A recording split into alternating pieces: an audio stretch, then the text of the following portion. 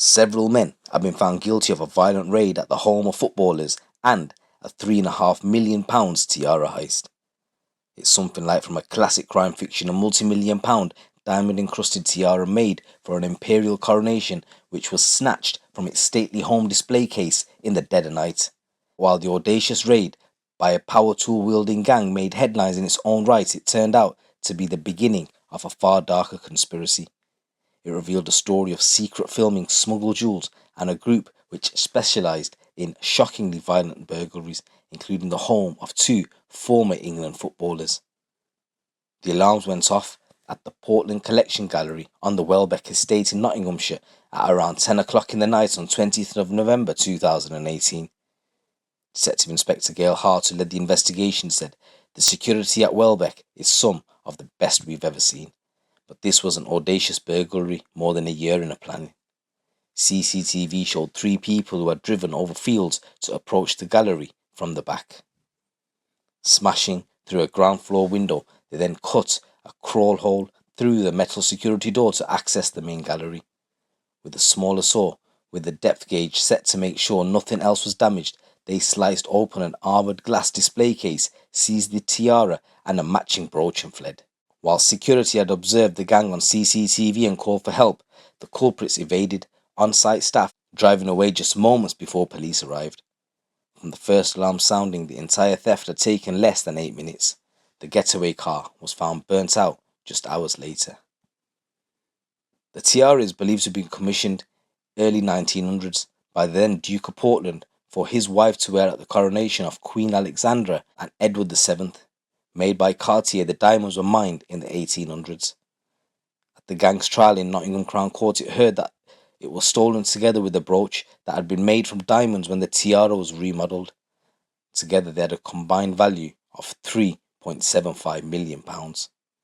The prosecutor Michael Brady QC said, "It's difficult to overstate the importance and cultural value of these pieces of jewellery. These were trophy pieces of the gallery's exhibition, extremely valuable, unique, and of significant historical importance.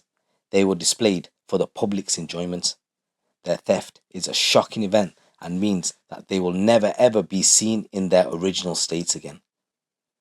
Detective Inspector Hart said the tiara, quite apart from its monetary worth, was part of the nation's history. Its loss is tragic. It became a personal mission to find out who had done this. Me and my colleagues have put off retirement. We were so determined to see it through. But even more than the loss of a heirloom, the raid led police to crimes far darker and more violent. Initial inquiries pointed to a man who was already well known to police, a local man, Ashley Cumberpatch, who had been arrested for firearms offences more than 12 months before. One of the items found at the arrest, but not linked to any crime at the time, was a GoPro camera showing video footage of him accompanying a child around the Welbeck Estate. This showed him walking around the gallery and nearby grounds, including the rear window and tiara display. Detective Inspector Hart said that footage, when we looked at it, we considered it to be some reconnaissance done by the suspect. It was deliberately targeting access points, the gallery and the tiara itself. That gave us significant lines of inquiry very early on. The footage from the GoPro was key. With Cumberpatch arrested, an examination of his phone showed calls to other defendants, including Curtis Dilks, before and after the burglary. Police also searched a number of addresses which linked to Cumberpatch, including one property in Nottingham. Here they found Andrew MacDonald, who was in possession of what police described as a burglary kit, including cable ties, handcuffs, lock-picking equipment and, with the significant loss on no one, a diamond testing kit. MacDonald admitted a series of drug offences, and while in custody, police examined his phone records. Police noticed numerous calls to the Hatton Gardens area of London, a place which we all know is famous for its jewellery stores. In cooperation with the Met Police, they zeroed in on a business called Paris Jewels and raided the premises in May 2019. At this premises, Serkan Evsin and Tevfik Gucik were arrested.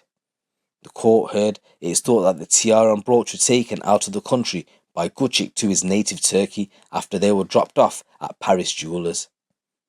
Remarkably, whilst they were at the jewellers, officers found a bag which contained £500,000 of jewellery and watches which were in a cheap plastic bag.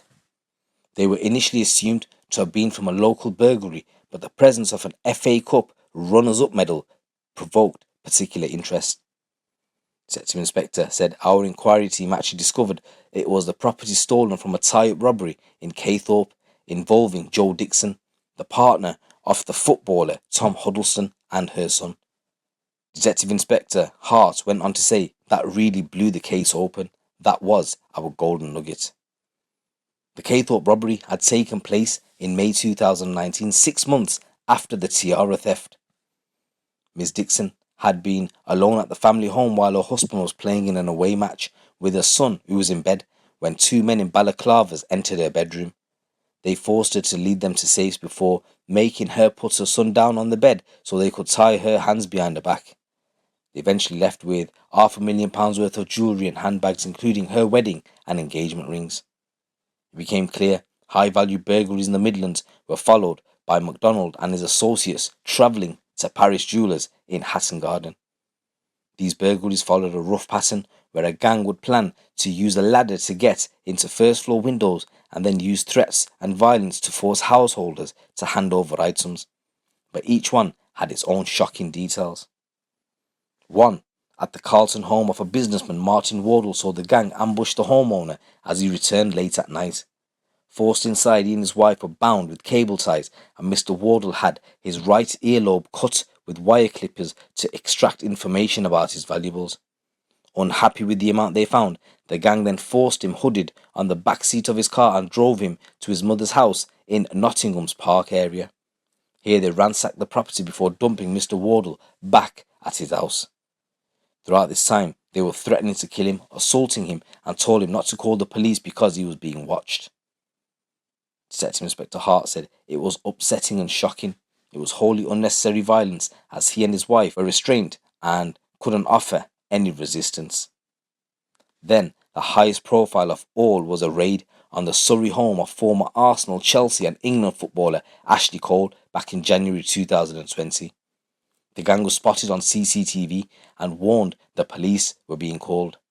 Despite this, they smashed their way into the house, bound Mr. Cole and his partner with cable ties, and threatened to chop off his fingers if he did not give them valuables. So let's go through the charges. Curtis Dilks, who's 34, was found guilty of 3 counts of conspiracy to commit burglary, 4 counts of converting criminal property, 3 counts of conspiracy to commit robbery, and 2 counts of robbery. Ashley Cumberpatch, who's 36 years old, of Nottinghamshire, was convicted of 3 counts of conspiracy to commit burglary, 5 counts of converting criminal property, and 3 counts of conspiracy to commit robbery. Andrew MacDonald, who's 42, was found guilty of 3 counts of conspiracy to commit burglary, 5 counts of converting criminal property, and 3 counts of conspiracy to commit robbery. Tevik Gucci, who's 41, from London, was found guilty of 5 counts of converting criminal property. Serkan Evsin from Barnet, who's 27, was convicted of 4 counts of converting criminal property. Then there was Christopher York, who's 50 years old, of Nottingham, was convicted of 1 count of converting criminal property. There was a Matthew Johnson, he was found not guilty. At Downstokes, he was acquitted. Adrian Edishaw was found not guilty, and Gordon Thornhill was also found not guilty of a count of converting criminal property. Absolute madness, guys.